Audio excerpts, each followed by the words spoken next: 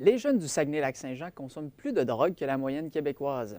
Alors que 26 des jeunes Québécois de 13 à 17 ans avaient consommé de la drogue au cours de la dernière année, ce nombre s'élève à 31 dans la région. Cette statistique alarmante a été dévoilée par la Direction de la protection de la jeunesse mardi dernier dans son bilan annuel des directeurs.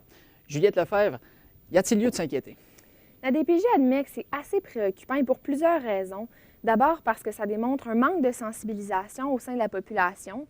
La directrice régionale de la DPJ, Caroline Gaudreault, souligne que la sensibilisation doit être faite auprès des jeunes, mais également auprès des parents, parce que la première consommation est souvent faite en compagnie de la fratrie ou des parents, d'où l'importance de les viser spécifiquement dans ces campagnes-là. Puis ensuite, la statistique, elle est préoccupante avec l'arrivée du fentanyl au Québec. La DPJ a peur que ce fléau-là atteigne le Saguenay-Lac-Saint-Jean. Pour l'instant, on sait que c'est surtout concentré dans la métropole montréalaise, mais évidemment, c'est inquiétant parce que cette drogue-là, elle est 100 fois plus forte que la morphine. Donc, la DPJ se prépare à cette arrivée-là. Et pourquoi dit-on que le bilan régional annuel est une demi-victoire?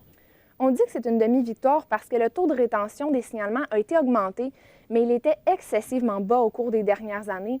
Donc, il faut savoir que tous les signalements n'aboutissent pas à l'ouverture d'un dossier.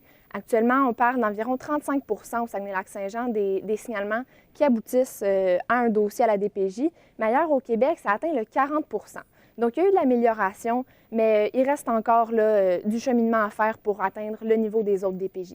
Est-ce que la DPJ a justement perdu la confiance de la population? Certains disent que oui, parce que la DPJ a été blâmée justement pour son faible taux de rétention, mais aussi pour son manque de suivi dans les dossiers, puis pour le manque de formation de son personnel. Donc, on peut s'attendre à une réforme là, de la DPJ régionale au Saguenay-Lac-Saint-Jean. Est-ce qu'on doit craindre pour la sécurité des enfants confiés à la DPJ?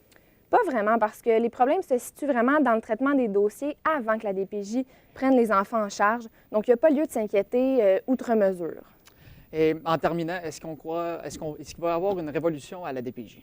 Non, on ne parle pas de révolution, on parle vraiment d'amélioration du système en place, mais la directrice n'a pas parlé de révolution. Bien, merci beaucoup, Juliette Lefebvre, et à vous à la maison. Au revoir.